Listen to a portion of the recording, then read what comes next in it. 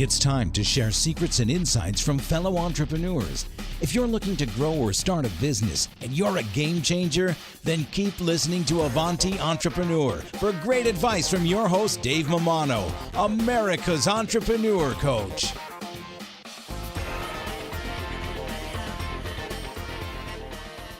Hey, Avanti Tribe, Dave Mammano here. Just want to thank our sponsor, Paychex. You know, Paychex, they make it simple for businesses of all sizes to pay and manage their team. They make payroll easy with employee pay options, including direct deposit, checks, pay cards, and so much more. Founded over 4 decades ago to relieve the complexity of running a business so that the owners can focus on what matters most. Above all else, and more than any other company, Paychex makes it simple. Visit AvantiEntrepreneurGroup.com. Go to our partner link and check them out. They're offering you a free month of payroll just for giving them a shot as an Avanti Tribe member. Give them a shot, folks. They really help this podcast to be possible. Really appreciate Paychex. Now, enjoy the show. Hello and welcome to the Avanti Entrepreneur Podcast. I am Dave Mammano, your host, and we are here to help achievers and business owners and just leaders of all kinds move forward with their entrepreneurial dreams. I do that by interviewing just rock star business movers and shakers. Today I have on the show someone I've gotten to know really well, and she certainly is a rock star and a mover and shaker, Renee Lewis. Renee, welcome to the show. Great. Thank you. It's good. It's super to be here. So happy to be here. Thank you so much. We've had a lot of phone calls, just talking more about Avanti and maybe expanding it to your neck of the woods, which is I'll say the greater DC area. Is that a good way to describe it? Yeah, it's a great way to describe it. Yeah, so really excited. I'm going to read your bio and we'll dig into some questions. So Renee Lewis is an award-winning CEO with more than 30 years of experience, and she specializes in leveraging technology to drive emerging or growth companies to succeed. Her companies have been in the forefront of eLearning, informatics, and semantic internet technologies. You're making me say a mouthful this morning, Renee. In a variety of industries, including telecommunications, eLearning, pharmaceuticals, and healthcare. Leveraging her blended technical and business expertise, she has served as CEO, COO, CTO, CIO, and interim CFO in 14 different startups. Wow. She thrives on building high-performance teams and loves to share her survival techniques with others who can use them to their advantage to get to their end objectives sooner. Her passion is realizing the economic impact of medium and small business and expanding that potential. Renee's awards include the 2018 George Washington University Outstanding Service Award, the 2014 Women of Distinction for the National Association of Women Business Owners of Greater DC, and the 2011 AT&T and Women Impacting Public Policy Innovator of the Year for an entrepreneurship program she co-founded to develop female-led technology or science-based businesses, about 250 in total. Renee also serves on corporate, civic, and nonprofit boards. She's a member of the Maryland Mountain Angel Investment Group to help bring much-needed business opportunities to Western Maryland. And she has degrees from Penn State University and the George Washington University. Renee lives with her husband of 33 years and their rescue dog, Diesel. She has a daughter at Penn State and a son graduating from Clemson in December. Well, that is one heck of a phenomenal bio, Renee. Congratulations. Well, thank you. It seems like you're checking a lot of boxes over there. 33 years, 2 successful kids. I mean, there's just a lot going on here. You really, made me get my mouth and tongue in shape reading that bio. That was really, you've squeezed the juice out of life so far. Well, it's been a lot of fun. That's excellent. So you are currently CEO of the Pensare Group, correct? Yes. Tell us, and I know being Italian, pensare means to think. That's right. Which I love because I think all Americans and all global citizens need to do a little bit more timeouts to just think. I think it's rare that we find time just to sit down and find some quiet time to think. Not most people's agenda every day. So I like the fact that you're, leading the charge with naming your company to think in Italian. So that's great. And you also have a great website and program called Leading Change Academy, And we're going to talk about that as well. That's something very exciting, that your years of culmination have kind of all come together to launch this program to really, really help others to get to their next level. So Renee, I love hearing about the journey. So tell us, 1,000-mile journey begins with one step. What were some of your first steps to begin creating this incredible bio? Well, I think I was very fortunate enough to be hired into Booz Allen when I first came out of college. They were starting the very first year that they were going to hire college students, and I was one of 20 that came in. We were an experiment. Ended up staying 10 years. And in that environment, which is very different today, but in that environment, we were encouraged to build our own business practice. And I discovered that I had an entrepreneurial spirit, and was able to exercise it and explore it in the world of Booz Allen with the infrastructure and things that you needed. And we grew a practice to about $5 million of recurring revenue. And I started the very first, I had the very first systems integration project at Booz Allen. They had never really done any systems development. At that point, I had finished my master's degree and had a degree in software engineering, and started going after programs, large programs, rolling out large scale systems implementations. And so even at Booz Allen, I was a bit of an entrepreneur, doing things that they had never done. For example, I hired the very first guy with an earring. Wow. That was cutting edge at the first guy with ponytail. Now you're a minority if you don't have one of those things, right?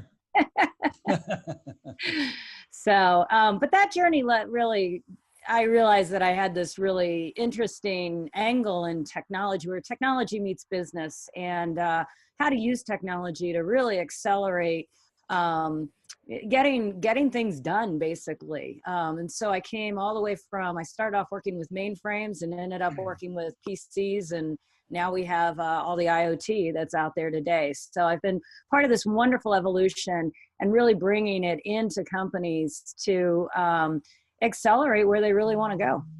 So it's just kind of a natural evolution for you. It has been. And once I left Booz Allen, I started going to different startups. I had a talent and a real opportunity to use this blended skill. I got a reputation for firefighting and being able to turn programs around. So I got some attention in the market. I used to speak a lot when it was Oracle 3. And we used to have conferences with 500 or so. Wow. And so I got some attention for some of my techniques and things that really got projects, really out of a bind. I mean, way back then, we used to, a systems project could take 5 to 10 years to complete. And then as I started working with startups, I realized that the time to market had to be much faster than that, and built a whole different series of techniques to get my systems teams to stay on schedule and on budget. And believe it or not, I've never missed a deadline. And so these tools really work. Now we call them agile, and we have a few other words for them, but we started practicing some of these techniques really early on. Very cool. So with Pensare, you help small to medium-sized businesses, grow, scale to that next level. Avanti entrepreneur listeners, excuse me, are small to medium-sized business owners. A lot of them, frankly, have just started out. Maybe they're doing a few $100,000 trying to get to that first million. Without having you give away all your secret sauce. What are some advice that you would give to the small to medium-sized business owner that, is very entrepreneurial, and maybe they're kind of stuck. They've grown to their their gut instinct level and really need to add the people and processes to grow. What some advice are you going to give to these people? Well, I think that, one, be realistic. It always takes twice as long as you ever expect. So plan ahead. Be very realistic that it takes longer, and surround yourself with people and great advisors who really care and really want to help you. But also be very receptive to the advice. You don't have to act on everything you've been given, but you do need to listen and hear, because you never know exactly when you might need that piece of information. So I think the Avanti Network is a great place to actually go get that kind of support and that kind of advisory board that you need really early on, because you've got to be able to bounce these ideas off of someone. The second thing I would say is, when you're ready to grow and bring on staff, I notice people bring on staff a lot sooner than they probably should. and which then shortens the runway that they have to find that success. So I'm a big fan of 1099s and independence and working with people until you can get what I would consider a repeatable revenue stream, something that's a little predictable. Once you have money coming in, everything changes and you reassess. So in the beginning, I've always found, particularly under that $500,000 or so, it's really about trial and error, figuring out, putting the offerings out there that have their own attraction to its market and being very clear about who you're trying to attract. From $1 million to about $2 million or so, you really end up having to have a plan. You really need to set objectives. You need to get the right people to help you achieve those objectives. And you can't do everything. You can't be all things to all people. So I would say surrounding yourself with people who know how to help you and can help you and want to help you, you're on the same wavelength, if you will, becomes absolutely critical. What are some of the mistakes do you see a lot of entrepreneurs make? Just like, it's almost like you could predict it. I know I always cringe when somebody comes and says that they need a partner. They need a business partner. Like they're looking for a sounding board, but they'd rather have a business partner. And I can tell you horror stories of people bringing on business partners and not setting that up properly. And in some cases, losing their company. Yeah. Yeah, it's a big thing. And so what do you recommend instead? Do you recommend that people just hire them as advisors, borrow some money, get some debt, raise some money, and instead of taking on business partners? Well, business partners are good. I think you need to have the right structure for business partners. So one of the big mistakes is everything's 50-50. Well, the nice thing about an LLC is that you can split the revenue 50-50, but you don't have to split the ownership 50-50. So there's a lot of tricks of the trade to make sure there's clarity around who makes what decisions. And I think that's usually where it falls apart. People who you might have worked with really well before, once they become owners, will sometimes take on a different attitude. And that can actually, so what you expected isn't exactly what you get. So yeah, I definitely think advisors and a small group of people that you can work with and share and can grow along with you is a great way of getting that sounding board. So a sounding board is very different than a business partner. A business partner with ownership, feels that there's a certain entitlement there. An advisory group is really there to help each and every member of that group grow. So I'm much more of a believer in finding people that you trust and you want their advice. And then bring in a business partner when they bring something to the table, like contacts in a certain industry, or make sure that there's a certain equitable reason why that partner makes the most sense. If you were to just take a guess, how many partnerships actually do work out? Like what percentage would you just roughly guess? I would say it's very rare. Yeah, yeah. I'd be generous and say 25%, but that's because they figured out how to tolerate each other. Right. Well, it's like a marriage, right? It's like a marriage, and we know how many marriages don't work out, right? And not everybody is as lucky as your husband for you to stick around for 33 years, right? Yeah, well, now it's just too complicated. Yeah, I know, right? Yeah, I know. How funny. So you are an entrepreneur yourself. You're a very successful business owner yourself. I'm sure you figured out what your strengths are and what your weaknesses are and how to manage all that. So can you share that? What are your strengths? What are your weaknesses? And what are you doing to kind of delegate and set up systems and processes so you still know what's going on? Yeah, my strength is really kind of reading tea leaves. I don't know. Somebody told me a long time ago, I connect dots that other people don't see to connect. And so I'm constantly stepping back from my situation and looking at my plan and outlining where we are, seeing if anything unexpected happened. And, I'm very tactical. My plan is an evergreen plan. I refresh it quarterly because each quarter, particularly when you're in the smaller, medium-sized businesses, you can't predict what's going to happen 2 years from now, let alone 5. So I use a much smaller planning horizon and adapt. It allows me to adapt and project where I want to be. So I love sharing these kinds of techniques with people because it won't drive you nuts. I'll give you a really good example. I only do a tactical action plan for the quarter, right? And because I can commit to what needs to get done in this quarter, I can see that far ahead. But I can't commit to next quarter and the quarter after that, because anything that happens this quarter might affect what happens there. So that's why I'm constantly rolling forward the tactical plan. And that really, it allows me to remain nimble and really adjust and adapt to what's going on around me, which allows me to stay open to opportunities and kind of seize the moment. And that's where you get into connecting dots. It's not, I don't have this need to be right about my plan. I have this need to be open to whatever comes my way to figure out how it advances what I need to accomplish. And it's a different attitudinal mindset. And it makes things a lot more fun. In terms of managing others, it's a lot easier to give 1099s a tactical task than it is to say, you're going to be with us for another year and we're going to do all these things. It allows me to arrange work for 1099s in a very project-oriented work. I need you to accomplish this thing. And I know the value of what it is that thing is to me, and so I can get the right people to deliver that particular product that I need at the value I'm willing to pay. So it also, I think, simplifies how you work with others. And I have a couple staff now, when I bring on staff, I'm really clear about their role. And we definitely meet weekly and I really focus on what obstacles are in your way. I've the one singular theme. What's in your way? What can I do to knock down any obstacles that stands between you and what we decided we were going to accomplish? And you just kind of put those in a successive, weekly cadence. And you really end up being able to kind of guide your own way through wherever it is you're targeting.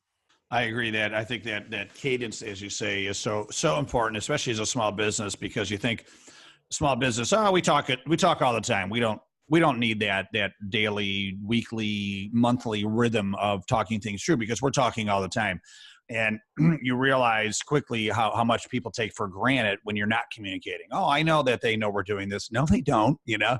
And, I'm a disciple of Vern Harnish from Entrepreneurs Organization years ago. And Vern taught us to do the daily huddle. When I had my national magazine, I had about 15 employees, and we would do a daily huddle, and it was 7 minutes. We'd go around the horn. We'd say, what's up? Meaning, what's your priority for the day? Like, what are you going to get done? Darn it. Where are you stuck? What's your bottleneck? And then, and what's your metric, right? And just everybody knowing that every day, and it would cascade through the whole organization throughout the day. It was the simplest thing because it was 7 minutes, but wow, did it make such a difference in the company? It's all about communications at the end of the day, right? Yeah. It's a lot of times it's not a process problem, it's a people problem, right? Well, and I think you subtly raise another point, is that without that constant communication, the transparency isn't always there. So we have to create an opening for the dialogue. And it's amazing the amount of trust that can be built in having that regular dialogue. And people are really worried about transparency today. And I often ask the leaders, well, what are you doing to make it possible? What are you doing to make it easy? What are you doing to make sure that failure is an opportunity to learn as opposed to something to avoid things? So those things are really, really important, and they go way deeper than just having a dialogue. Love it. And you just said something great. Failure is an opportunity for learning. In fact, if you want to break apart the word failure, it could be first attempt in learning, right? And that's why I was like, I have a lot of first attempts, man. Let me tell you. Yeah. Well, the way I look at it, in early stage, if you're not failing often, you're not pushing the edges far enough. You're not trying enough things. And when you have limited budget, you really have to kind of throw some spaghetti against the wall to see what sticks. So, that's the path that's most probable. So, we need, as entrepreneurs, I think we become very, very comfortable with failure. What I see in some of the larger organizations is they've kind of driven failure out of the process, but failure is your ability to move faster. And where are you going to develop that muscle memory when you've taken it out of the process? And so it's something I hope to never take out of whatever size of organization I'm running. Yep. I love the saying, a boat safe in the harbor rots, right? Gotta take it out and tackle some waves, right? Exactly. So speaking of failure, Renee, being in business all these years, your bio is fantastic, but have you had any moments where you were just like, oh my God, am I going to crash and burn? What's going on here? And then you were able to rebuild? Yeah, I have. There's kind of an interesting story that happened years ago. I was asked by an investor to come into an organization and repatriate it was a software offering that they had outsourced to a company to build.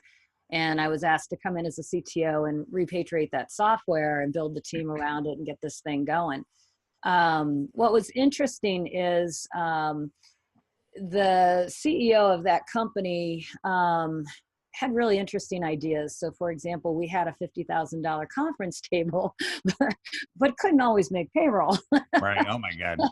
Yeah. So, first class to Europe seemed to be the appropriate thing when, the rest of us, we're working 100-hour weeks. So a little bit of difference in priorities. The investors decided they were pulling out, and that company, I was asked then to shut that company down. Well, I had, I think at that time, probably 15 staff, really talented staff.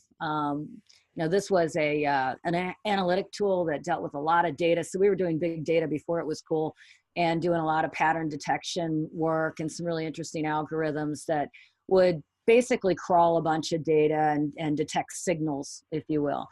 And so really talented people. And so I had a choice. I could not tell anybody what was going on, or I could basically, at that point, the CEO was kind of off on the side, and they were counting on me to kind of pull all this together and create an asset sale. So I made the choice to let my staff in on what was going on, and went out and looked for jobs for each and every one of them. I, of course, focused so much on them, I forgot to find myself a job. But that's all right. I caught up with a lot of them later. But the work that I did there got the attention of some other investors in a very similar company. And so I got a call about a year later about taking over another company that basically did the same work. And that led me to my very first CEO position. Wow. And that company I sold to Cerner, got them to break even in about 18 months. And then after about 2 years, we sold off, and the investors were really happy with what we were able to do there. But there's a situation where I got the position of CEO because they know how hard it is to shut down a company. And I remember one of the investors saying, well, you really are our first choice, because we're pretty sure you're never going to want to go through that again. Right. Oh, yeah. Yeah, absolutely. So really, looking back, it was just about trusting the journey, because you never would have got that CEO role without that experience. That's exactly right. And I really learned, those two situations taught me more about business than probably anything else I've experienced. You very rarely get the opportunity. There's very few IT people who understand financials like I do. But when you're setting up an asset sale and trying to, quantify all that's there, and then you're setting up a company to sell and you're trying to increase its value, I not only took my business acumen, but my technical background, and then brought in the much needed financial understanding. And it really catapulted me to just new mental heights. What about you? How do you currently continue to stay on top of your game? What are some of your personal habits just to stay on top of your game? I'll say personally, mentally, wellness, all that great stuff, physically, and then also business-wise too. Well, I'm a big learner, so you can see I've done quite a bit in the e-learning market when it was first emerging, and so I consume a lot of information. Mm-hmm. And I love digital learning, which is why I converted a lot of what I was doing into the Leading Change Academy, which is a digital platform, and it's really structured around digital engagement. And a lot of what I do is try this stuff. So in rolling out Leading Change Academy, I could have used much more traditional methods of doing it, but there are a lot of things I don't know about social media marketing and some of these other things. So I decided that's the way I was going to do it. And now I'm forced to learn how to do it. And then I have to master it. And then I've got to find, people who can coach me through it. So I'm constantly challenging myself by picking up stuff that I just really don't know. And I find that kind of fun and frustrating all at the same time, but that tension is what leads to additional creativity. It changes the way you see the rest of the world. It helps you help others better because these are new skills now that you're also learning, not that you just come and can coach on. So I'm constantly challenging myself. Personally, I like during the day, I like to get the dog out for a walk. There's something about being in the fresh air, not taking my phone with me, spending an hour just exploring what's out there, taking a different path, just thinking through all the things. I also have a ritual of being appreciative. In the morning, I wake up and I name 3 things I'm appreciative of. And at the end of the day, I basically wrap up my day with 3 things I accomplished that I'm proud of. And so I try to stay in this really positive mindset. And I have to reinforce my own mind because I do a lot of things and I move really fast. But if I don't stop and just really learn to appreciate it, it almost takes the meaning out of it. So I hope I make that list someday. I love it. I love it. I'm very competitive, I see that. I'm going to email you tomorrow morning and see if I made the list. You made the list? No, that's great. It's so true though. Being grateful, being appreciative. I don't think people really understand the power of that. What I do is I kind of reverse it. When my head hits the pillow, I think of 3 things that I'm grateful for before I go to sleep, because that's how I want to drift off. I don't want to drift off with any, stress or things that I'm, just feeling negative about. I just want to feel like I want to enter that dream state, which is, things that I'm feeling great about. Right. And then, but I do it in the morning as well. I mean, I'll say a prayer in the morning and I'll thank God for what's going good in my life. And it's just to, remind yourself of the wins, because I think we're almost built to, think about the negatives, and because it's so easy, right? So easy. Like you have to, they just kind of come at you, right? And you could like take it in like a sponge. You kind of got to instigate the positive thoughts and go against the current to make it happen. But once you're doing that, it really changes kind of the chemistry of your mind and your body. So I agree with you 100%. Yeah. So tell me about the Leading Change Academy. I want to hear more about that. Well, for the last 12 years, I've really been working more helping other people's staff achieve their level of possibilities, right?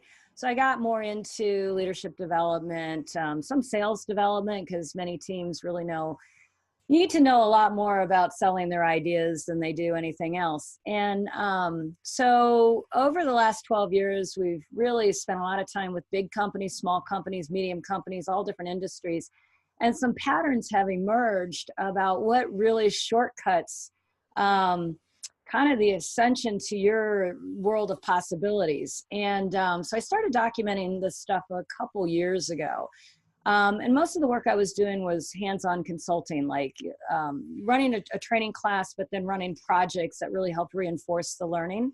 And we got great results. And but the pattern started to really eke at me. Like not everything worked, and some of it was kind of superfluous. And so I challenged myself to sit down and say, well, what are these patterns, and why are you seeing patterns now where you never saw them before?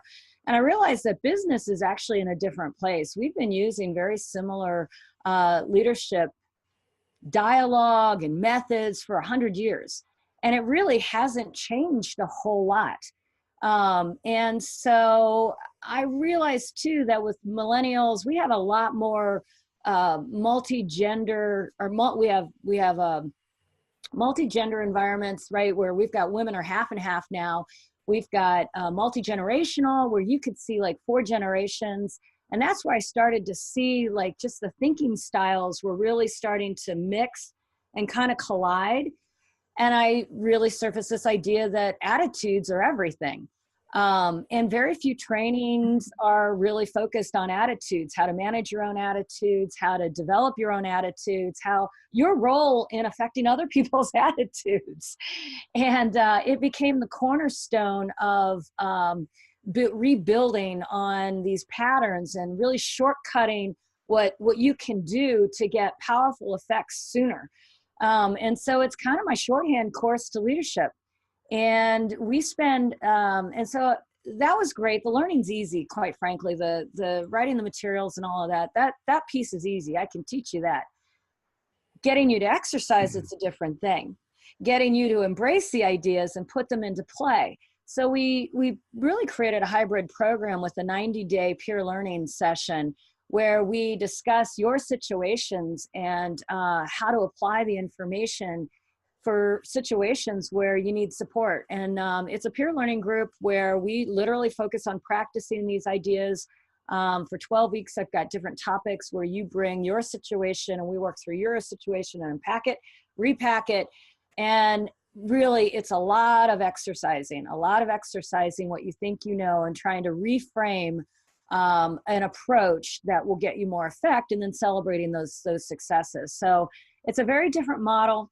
It relies on a bunch of different things people are familiar with. We've just put them together in a different way that really accelerates success. And we're getting amazing results. I've just been shocked. I've had people promoted in 4 months when the manager said they were going to fire them. I've had a lady build an entire risk management plan when I don't think anybody looked at her as building a risk management plan for that company, which helped them win a pretty large, sizable government award. So people can do amazing things when they have the vehicle to figure out, who they are and how to surface their true innate skills. Yeah, that's so important. I love what you're doing. You're kind of reprogramming, quote unquote, changing the record in their head and creating new habits, right? And it is. I mean, it's all. At the end of the day, people don't realize it, but it's all about what's in your mind. And we do have the ability to change it. But once again, you got to instigate it. It takes time to let these new habits, kind of play. They say at least 21 days, right? Kind of feeding this information over and over again. Where finally your brain's like, all right, we'll be this new person, right? Yeah. I have people say that they can hear Renee sitting on their shoulder talking to them. Little Renee. I like little Renee. Yeah. Tiny Renee on your shoulder. Maybe you have to sell some bobbleheads to people, right? That would be good. I like it. Renee, so this has been fantastic. You're clearly wicked smart, and I very much appreciate you sharing your time and your wisdom with the Avanti listeners. If people do want to learn more about you and get in touch, what is the best way that you recommend? Well, you can find me at renee.lewis. It's renee.lewis, Lewis, at leadingchangeacademy.com. Very cool. All right, Renee, thank you so much. I wish you continued massive success and have a great day. Thanks. It's great talking with you. Thank you. And thank you, Avanti listeners. We do have to go. Appreciate your time as well. Hope we helped you out. Come to AvantiEntrepreneurGroup.com to see over 100 more incredible interviews that I have. They're all there. The recordings, the show notes, etc. A lot of other resources there. You can learn more about Avanti and what we're doing to help entrepreneurs around the country, around the world. Very excited to help you as well. We're helping the small business entrepreneur grow and scale to the next level. And frankly, what we're doing is we're spreading love to the world through entrepreneurship. That's what we do, darn it. So love it. So everybody have a great day and make sure to stay awesome. Thank you for listening. Head over to AvantiEntrepreneurGroup.com for show notes and more helpful advice from entrepreneurs like you. Continue to find your entrepreneurial rhythm at the Avanti Entrepreneur Podcast.